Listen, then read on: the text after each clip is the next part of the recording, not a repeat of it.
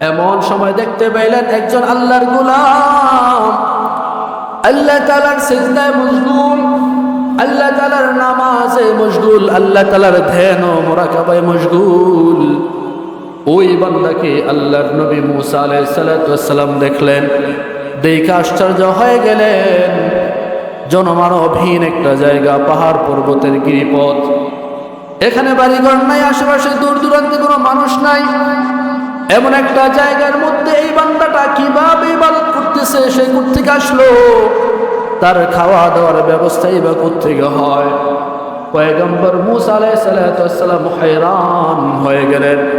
সাথে সাথে আরো বেশি হয়রানের বিষয় হইল, যে লোকটা নামাজ পড়তেছে এর পিছনে দেখতে পাইলেন জান্নাতি অনেক খাবার দাবার দেখা মুসা আলাইহিস সালাতু ওয়াস সালাম আরো বেশি হয়রান। এই লোকের কাছে এরকম খাবার কোত্থেকে আসে?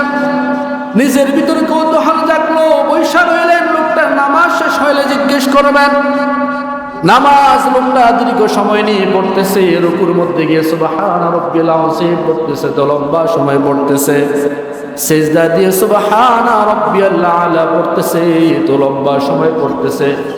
দীর্ঘ সময় ব্যয় করে যখন নামাজটা শেষ করলেন, পয়গম্বর মুসা আলাইহিস সালাতু ওয়াস সালাম ডাক দিয়ে বললেন, হে যুবক ভাই, কে তুমি? তোমার কি পরিচয়? তুমি এই গিরি পর্বতের মাঝে এখানে কি করো? এখানে বা তুমি কোত্থেকে আসছো? কিভাবে নামাজ পড়তেছ? তোমার আশেপাশে জান্নাতি এত খাবার কোত্থেকে আসলো? এই লোকটা ডাক দিয়া বলে, ও আগন্তুক, কে তুমি? আমি চিনি না, তবে আমি হইলাম পয়গম্বর মুসা আলাইহিস সালাতু ওয়াস সালামের একজন উম্মত। আমি আমার বাড়ি থেকে আমার মাওলাকে পাওয়ার জন্য, আমার মনিবের দিদার লাভ করার জন্য বের হয়েছি। এই গিরি পর্বতের এখানে এসে আমি আল্লাহ রাব্বুল আলামিনের ইবাদত বন্দেগী করতেছি। দীর্ঘ ৬০-৭০ বছর যাবত আমি এই জায়গার মধ্যে নামাজ পড়ি, আল্লাহ তাআলার ধ্যান ও মুরাকাবা করি, আল্লাহ তাআলার ইবাদত বন্দেগী করি। আমার খাবার দাবারের যা প্রয়োজন হয় আল্লাহ রাব্বুল আলামিন জান্নাত থেকে নাযিল করেন। আল্লাহ রাব্বুল আলামিন আকাশ থেকে আমার খাবার দাবারের ব্যবস্থা করেন। পয়গম্বর মুসা আলাইহিস সালাতু ওয়াস সালাম আশ্চর্য হয়ে গেলেন। একদিন না, 2 দিন না, 1 বছর না, 2 বছর না, দীর্ঘ ৬০ থেকে ৭০ বছর এই লোকটা এখানে ইবাদত বন্দেগী করে। জিজ্ঞেস করলেন, কে তুমি? তোমার পরিচয় কি? বলে, আমার বাড়ি অমুক জায়গায়, আমি অমুক জায়গা থেকে আসছি। তবে আমার মনে একটা আশা, আমি যদি জামানার পয়গম্বর হযরত মুসা আলাইহিস সালাতু ওয়াস সালামের সাক্ষাৎ লাভ করতে পারতাম, পয়গম্বর মুসা আলাইহিস সালাতু ওয়াস সালামের দিদার যদি লাভ করতে পারতাম, মনের মধ্যে তৃষ্ণা পাইতাম। পয়গম্বর মুসা আলাইহিস সালাতু ওয়াস সালাম মনে মনে আনন্দ পাইলেন, আমার একটা উম্মত দীর্ঘ ৬০ থেকে ৭০ বছর যাবত পাহাড়ের নির্জন একটা জায়গায় বসে বসে আল্লাহ তাআলার ইবাদত করে। কাল কিয়ামতের ময়দানে আল্লাহ তাআলার সামনে আমি একে আমি দাঁড় করাইতে পারবো। আমার একটা কেমন যেন হাতিয়ার তৈরি হইল।